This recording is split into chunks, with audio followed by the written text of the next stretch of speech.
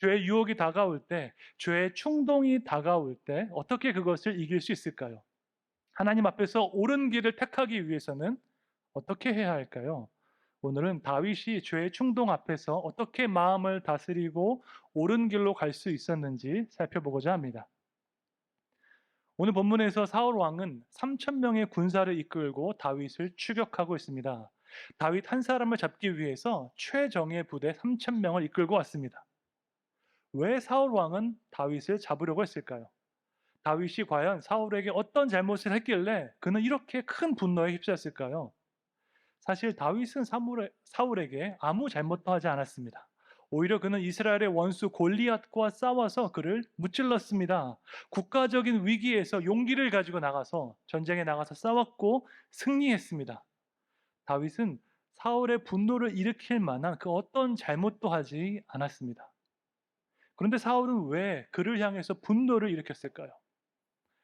다윗이 골리앗을 무찌르고 돌아올 때 사람들이 부르는 노래를 들었기 때문입니다. 사무엘상 18장 7절 말씀 함께 읽겠습니다. 여인들이 뛰놀며 노래하여 이르되 사울이 죽인 자는 천천히요 다윗은 만만이로다 한지라. 아멘.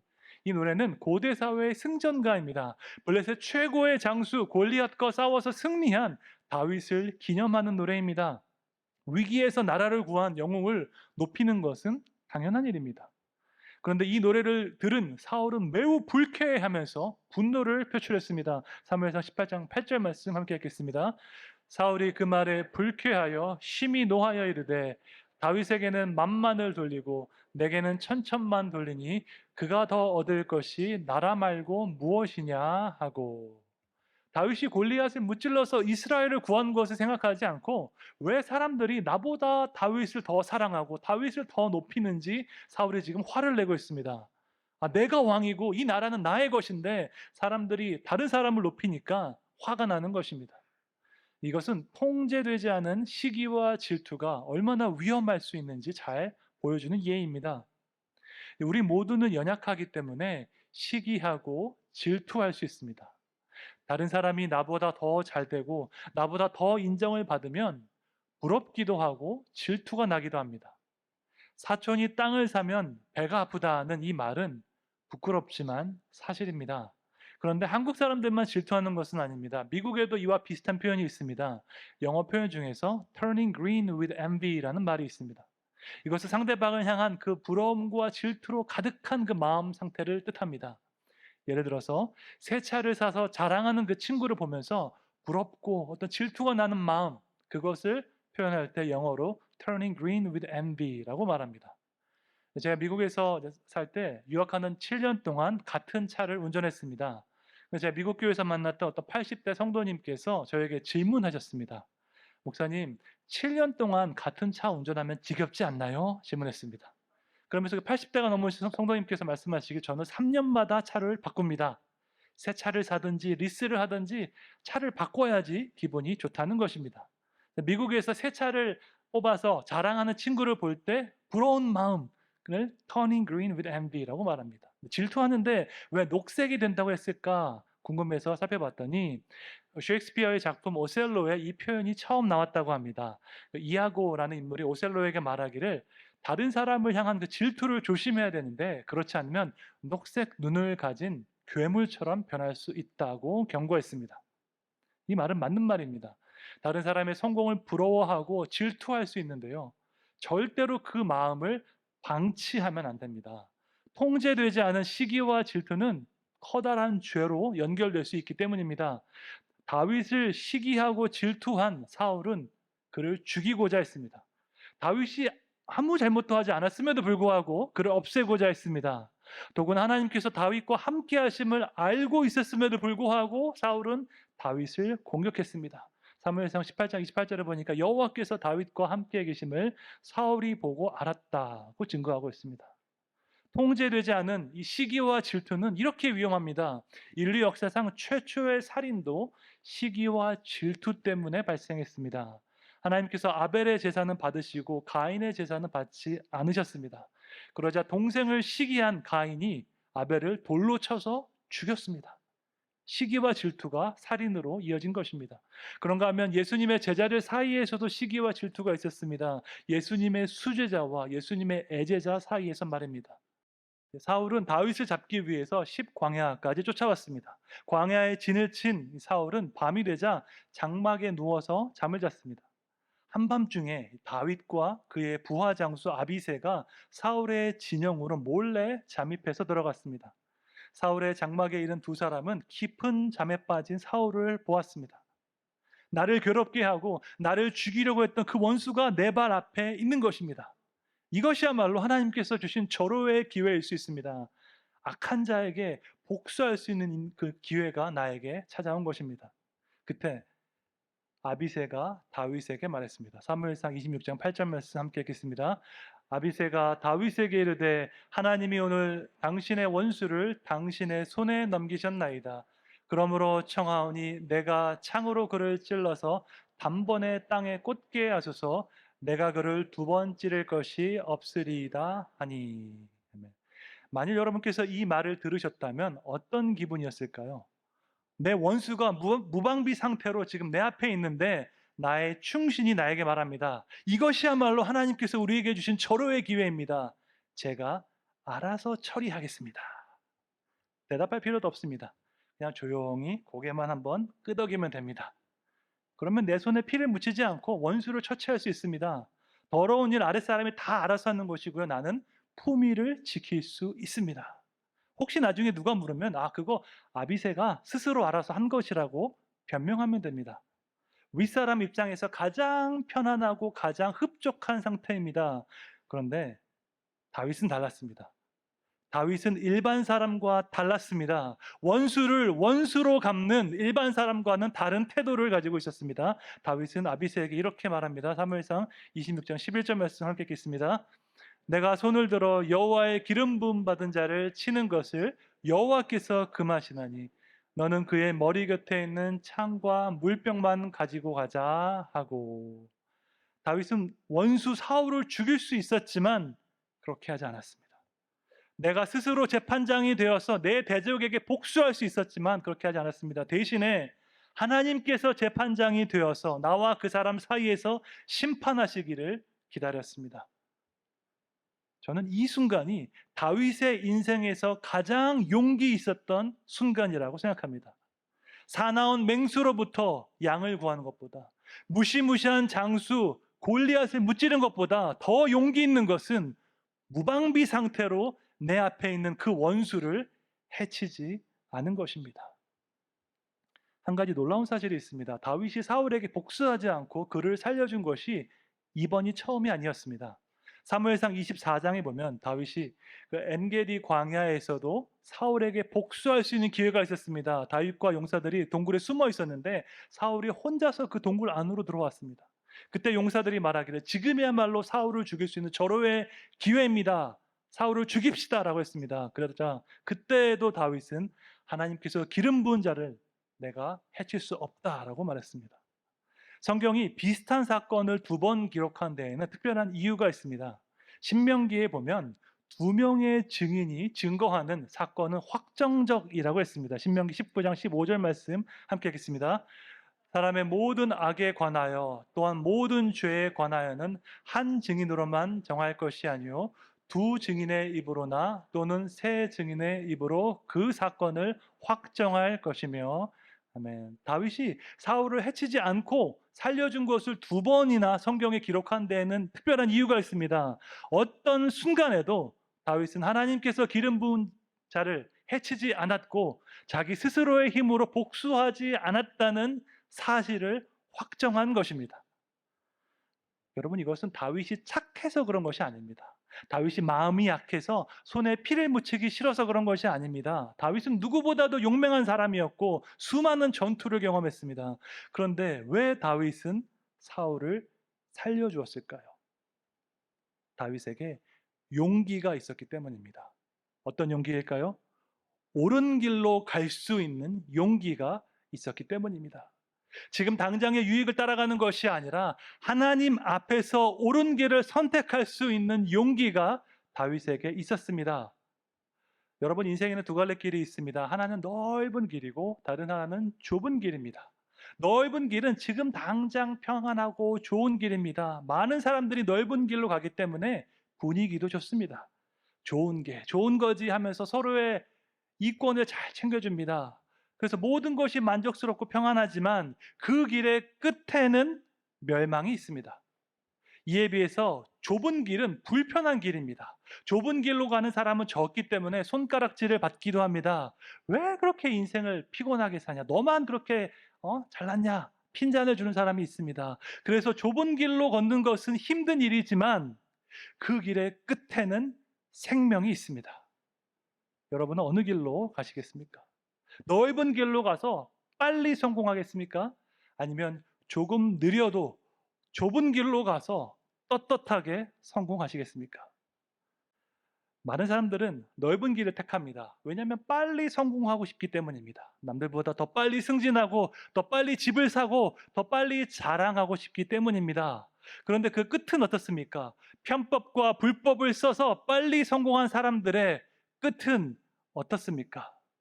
우리가 그런 사람을 자주 만나는 곳이 있습니다. 바로 장관 후보자의 인사청문회입니다. 어느 정부에서도 장관 후보자에게 문제가 없는 경우가 없었습니다. 부동산 투기를 하고 세금 탈루를 하고 군대와 입시에서 불법을 저지른 경우가 많이 있었습니다. 넓은 길로 걸어왔던 그 사람들의 민낯이 그대로 드러나는 곳이 바로 장관 후보자의 인사청문회입니다. 빨리 승진하고 빨리 성공해서 거기까지 올라왔는데 그 마지막 관문에서 부끄러운 모습으로 퇴장할 때가 많이 있습니다. 어쩌면 청문회에서 부끄러움을 당하는 것은 다행일지도 모릅니다. 마지막 날에 하나님의 심판대 앞에서 부끄러움을 당한다면 어떤 기분일까요? 빨리 성공하고 빨리 출세하기 위해서 사용했던 나의 모든 그 죄악이 드러나는 순간에 얼마나 부끄럽고 절망스러울까요? 그런 수치와 부끄러움을 당하지 않기 위해서는 지금부터 옳은 길로 행해야 할 줄로 믿습니다. 다윗이 그랬던 것처럼, 예수님께서 그랬던 것처럼 생명으로 인도하는 좁은 길로 행하시기를 주님의 이름으로 축원합니다. 그렇다면 다윗은 어떻게 해서 옳은 길로 행할 수 있었을까요? 자기 손으로 원수를 갚지 않고 어떻게 사울을 놓아줄 수 있었을까요? 그 답이 사무엘상 26장 23절에 나와 있습니다. 함께 읽겠습니다. 여호와께서 사람에게 그의 공의와 신실을 따라 갚으시리니 이는 여호와께서 오늘 왕을 내 손에 넘기셨으되 나는 손을 들어 여호와의 기름 부음을 받은 자 치기를 원하지 아니하였음이니이다. 아멘. 다윗은 하나님의 공의로운 판단을 믿었습니다. 하나님께서 사람에게 그의 공의와 신실을 따라 갚으신다는 사실을 믿었습니다. 이런 믿음은 하루아침에 생기지 않습니다. 아주 오랜 시간에 걸쳐서 하나님을 경험하고 또 경험하면서 믿음이 자라가는 것입니다.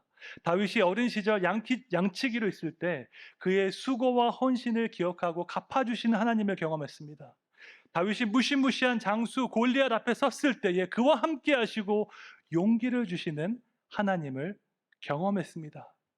그리고 오늘 본문 직전에 사무엘상 25장에서 다윗은 어리석은 부자 나발을 만났습니다.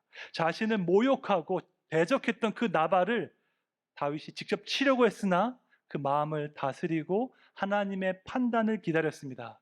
그랬더니 하나님께서 직접 나발을 치셔서 그가 열흘 만에 죽었던 것을 경험했습니다. 하나님과 동행했던 그 모든 시간을 통해서 다윗은 하나님께서 어떤 분인지 깨달았습니다. 공의와 인자를 행하는 자를 축복하시고 불의와 악을 행하는 자를 처벌하시는 그 하나님을 계속해서 다윗은 경험했습니다. 이것을 직접 경험한 다윗은 하나님의 공의로운 판단을 믿게 되었습니다. 하나님의 공의로운 판단을 믿는 사람은요, 하나님을 두려워하게 됩니다. 그래서 절대로 함부로 행동하지 않고 하나님 앞에서 옳은 길로 가고자 노력합니다. 아무도 안 보는 것 같지만 하나님은 모든 것을 보시고 우리가 행한 대로 갚으시기 때문입니다. 제가 아프리카 선교사로 있을 때 하나님 앞에서 테스트를 받은 적이 있습니다.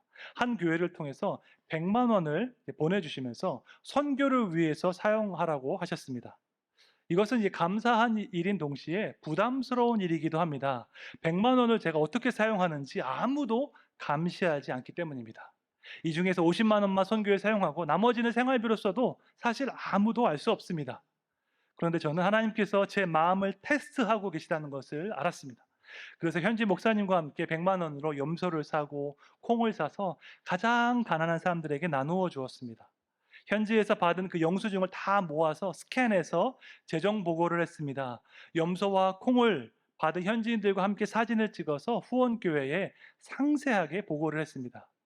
그 사역을 마치고 제 마음은 너무나도 기뻤습니다. 왜냐하면 하나님께서 주신 100만 원짜리 테스트를 통과한 기분이 들었기 때문입니다. 서울에 있는 그 교회도 제 보고를 받고 아주 기뻐하시고 큰 보람을 느끼셨습니다. 그랬더니 다음에는 500만 원을 보내주시면서 선교를 위해서 사용해 달라고 하셨습니다. 이번에는 500만 원짜리 테스트를 받은 것입니다. 이전과 마찬가지로 제가 할 수 있는 한 최대한 정직하게 사역을 진행하고 재정 보고를 했습니다. 그랬더니 그 다음에는 1,000만 원, 그 다음에는 2,000만 원, 나중에는 5천만 원짜리 테스트까지 제가 받게 되었습니다. 이 경험을 통해서 제가 배운 점이 있습니다. 제가 만일 100만 원짜리 테스트에서 정직하지 못했다면 하나님은 저에게 5천만 원의 기회를 주셨을까요? 제가 작은 일에 정직하지 못했다면 하나님은 저에게 큰 일을 맡기셨을까요? 우리는 무언가 큰 일을 하고 싶어 하고 작은 일은 하찮게 여길 때가 많습니다. 시시한 일을 하고 싶지 않고 나는 뭔가 크고 멋진 일을 하고 싶다고 생각할 때가 있습니다. 그런데 하나님의 원칙은 아주 간단합니다. 작은 일에 충성된 자에게 큰 일을 맡기시는 줄로 믿습니다. 작은 일에 정직한 사람에게 중요한 일을 맡기시는 줄로 믿습니다. 그런데 이 작은 일에 정직하기 위해서는 우리가 행한 대로 갚으시는 그 하나님을 반드시 기억하고 두려워해야 합니다. 갈라디아서 6장 7절 말씀 함께 읽겠습니다. 스스로 속이지 말라. 하나님은 업신여김을 받지 아니하시나니 사람이 무엇으로 심든지 그대로 거두리라. 아멘. 행한 대로 갚으시는 그 하나님을 바라보면서 정직하고 신실한 마음으로 살아가시기를 주님의 이름으로 축원합니다. 두 번째로 다윗은 하나님의 때와 방법을 기다리는 믿음을 가지고 있었습니다. 죄악을 행한 그 사울을 분명히 심판을 행할 것인데 그가 심판을 받는 것은 나의 소관이 아니고 하나님의 소관인 것을 믿었습니다. 다윗은 자신의 일과 하나님의 일을 분명하게 구별할 줄 알았습니다. 나는 내가 할 일을 할 뿐입니다. 그럼 하나님은 하나님께서 하실 일을 하실 것입니다. 이것이 바로 하나님의 때와 방법을 기다리는 믿음입니다. 나비새가 사울을 죽이겠다고 했을 때 다윗은 이렇게 답했습니다. 사무엘상 26장 10절 말씀 함께 읽겠습니다. 다윗이 또 이르되 여호와께서 살아계심을 두고 맹세하노니 여호와께서 그를 치시리니 혹은 죽을 날이 이르거나 또는 전장에 나가서 망하리라. 아멘. 한글 성경에는 여호와께서 살아계심을 두고 맹세하노니라고 되어 있는데 히브리어 성경을 그대로 직역하면 여호와께서 확실하게 살아계시기 때문에라고 할 수 있습니다. 하나님께서 확실하게 살아계시기 때문에 그분이 사울을 직접 심판하실 것이라는 것입니다. 하나님께서 사울을 치시든지 아니면 자연사하든지 아니면 전쟁에서 전사할 것이라는 말입니다. 사울이 언제 어떤 방식으로 심판받을지는 모릅니다. 하지만 확실한 것은 공의로우신 하나님께서 살아계시기 때문에 그는 하나님의 때에 하나님의 방법으로 심판을 받을 것입니다.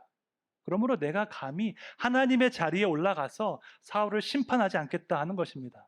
왜냐하면 사울은 하나님께서 택하시고 기름 부은 사람이기 때문입니다.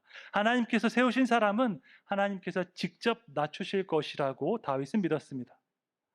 이것은 누군가를 판단하고 심판하는 그 권리가 나한테 있는 것이 아니라 하나님께 있음을 인정하는 것입니다. 나보다 훨씬 더 공정하게 심판하실 하나님을 믿고 그분이 판단하실 때까지 기다리는 것입니다. 여러분, 진정한 믿음은 하나님께서 판단하실 때까지 기다릴 수 있는 믿음입니다. 성경에 보면 다윗과 같은 믿음을 가졌던 인물이 또 있었습니다. 바로 요셉입니다. 요셉은 형들에 의해서 노예로 팔려갔습니다. 애굽에서 노예로 오랫동안 고생하다가 마침내 애굽의 총리가 되었습니다. 그리고 그때 형들을 다시 만났습니다. 요셉에게는 죄악을 향한 그 형들을 심판할 수 있는 충분한 권력이 있었습니다. 그런데 요셉은 형들에게 복수하지 않았습니다. 창세기 50장 19절 말씀 함께 읽겠습니다. 요셉이 그들에게 이르되 두려워하지 마소서, 내가 하나님을 대신하리이까. 아멘. 여러분, 구약 성경에서 예수님을 예표하는 인물이 두 사람이 있습니다. 장차 오실 그 메시아가 어떤 분인지 보여주는 그림자와 같은 인물이 두 명 있는데 바로 요셉과 다윗입니다. 그런데 이 두 사람에게 공통점이 있습니다. 바로 하나님의 때와 방법을 기다리는 믿음이 있다는 점입니다. 내가 직접 나서서 복수하지 않고, 내가 직접 나서서 심판하지 않고 하나님께서 일하실 때까지 기다릴 줄 알았습니다. 예수님 역시 마찬가지였습니다. 아무런 죄가 없으신 예수님께서 빌라도에게 고난을 당하시고 십자가에서 돌아가셨습니다. 십자가 아래에 있던 사람들이 예수님을 조롱했습니다. 당신이 하나님의 아들이거든 십자가에서 내려와라, 조롱했습니다. 전능하신 예수님은 당장 십자가에서 내려가서 조롱하는 자들을 심판할 수 있었습니다. 하늘에서 12군단도 더 되는 천사들을 내려서 로마 군사들을 처벌할 수 있었습니다. 그러나 예수님은 그렇게 하지 않으셨습니다. 예수님은 하나님의 때와 하나님의 방법을 기다릴 수 있는 믿음이 있었기 때문입니다. 예수님께 죄가 없다는 것을 증명하신 하나님의 방법은 로마 군사들을 처벌한 것이 아니었습니다. 하나님은 사흘 만에 예수님을 그 죽음에서 다시 살리심으로써 그분의 공의를 나타내셨습니다. 예수님께 죄가 없다는 것을 증명하신 하나님의 방법은 우리가 생각하는 방법과는 아주 다른 방법이었습니다. 하나님의 뜻과 하나님의 방법이 내 생각과 다를 수 있다는 것을 인정하는 것이 바로 믿음입니다. 하나님은 내 생각대로 일하셔야 한다 하는 것은 믿음이 아니라 미신입니다. 다시 한번 말씀드립니다. 하나님의 뜻과 방법이 내 생각과 다를 수도 있다는 것을 인정하는 것이 믿음입니다. 하나님은 반드시 내 생각대로 일하셔야 돼 하는 것은 믿음이 아니라 미신인 것입니다. 이사야 55장 8절 9절 말씀 함께 읽겠습니다. 이는 내 생각이 너희의 생각과 다르며 내 길은 너희의 길과 다름이니라. 여호와의 말씀이니라. 이는 하늘이 땅보다 높음같이 내 길은 너희의 길보다 높으며 내 생각은 너희의 생각보다 높음이니라. 아멘. 내 생각보다 더 크고 높으신 생각, 내 계획보다 더 놀라운 계획을 가지고 계신 그 하나님을 신뢰하는 믿음을 가지시기를 주님의 이름으로 축원합니다. 이렇게 다윗은 하나님의 공의로운 판단을 바라보는 믿음을 가졌습니다. 또한 하나님의 때와 하나님의 방법을 기다리는 믿음도 가졌습니다. 그래서 자신이 직접 사울을 처치하지 않고 하나님의 손에 그를 맡기는 그런 용기를 가질 수 있었습니다. 이렇게 정의롭고 용기가 있었던 다윗이었는데 인생의 후반부에서는 큰 죄를 짓고 맙니다. 잘 아시는 것처럼 우리아의 아내 밧세바를 취하고 그 죄를 덮기 위해서 우리아를 죽였습니다. 하나님께서 분명하게 금하신 간음을 하고 살인을 행한 것입니다. 똑같은 사람이 이렇게 다르게 행동할 수 있을까요? 과거에는 너무나도 믿음이 좋았는데 어떻게 지금은 그 믿음이 더 작아질 수가 있을까요? 어떻게 해야지 우리는 마지막까지 변하지 않고 끝까지 옳은 길로 갈 수 있을까요? 여러분, 동물과 사람의 차이점이 무엇입니까? 동물은 나쁜 것을 경험해 봐야지 알지만 사람은 경험해 보지 않고서도 그것을 피할 수 있습니다. 예를 들어서 불을 가까이 하면 뜨겁다는 것을 동물은 한번 가까이 가봐야 알지만 사람은 배워보지 않고도 피할 수 있습니다. 세상에 온갖 나쁜 것들이 있는데 그것을 직접 경험해 볼 필요가 없습니다. 알코올에 중독되면 건강을 해친다는 것을 직접 경험해 볼 필요가 없습니다. 배우자 말고 다른 사람 만나면 가정이 깨어진다는 것을 직접 경험해 볼 필요가 없습니다. 하나님께서 하지 말라고 한 그 나쁜 행동을 하고 나서 진짜 이게 나쁜 거구나 후회할 필요가 없습니다. 정말 지혜로운 사람은 하나님의 말씀에 순종해서 그 나쁜 일을 경험하지 않은 사람입니다. 온갖 나쁜 일 다 경험하고 인생의 마지막에 가서 후회하는 사람은 어리석은 사람인 것입니다. 우리를 유혹하는 그 죄의 충동 앞에서 우리는 다윗의 인생을 기억해야 할 줄로 믿습니다. 옳은 길로 가기 위해서는 하나님의 공의로운 판단을 바라보아야 합니다. 하나님은 우리가 행한 것을 기억하시고 그대로 갚아주시기 때문입니다. 또한 하나님의 때와 방법을 기다리는 인내를 가져야 합니다. 내 생각보다 더 크고 높은 하나님의 생각을 기다려야 합니다. 마지막으로 내 행동은 반드시 나에게로 돌아온다는 것을 기억해야 합니다. 인생은 단절된 점이 아니라 하나로 연결된 선이기 때문입니다. 당장의 쾌락을 따라가지 마시고 죄의 유혹 앞에서 무엇이 지혜로운 결정인지 깊이 생각하시기를 축원합니다. 행한 대로 갚으시는 하나님을 두려워하는 마음으로 주님 앞에서 옳은 길로 행하시기를 주님의 이름으로 축원합니다.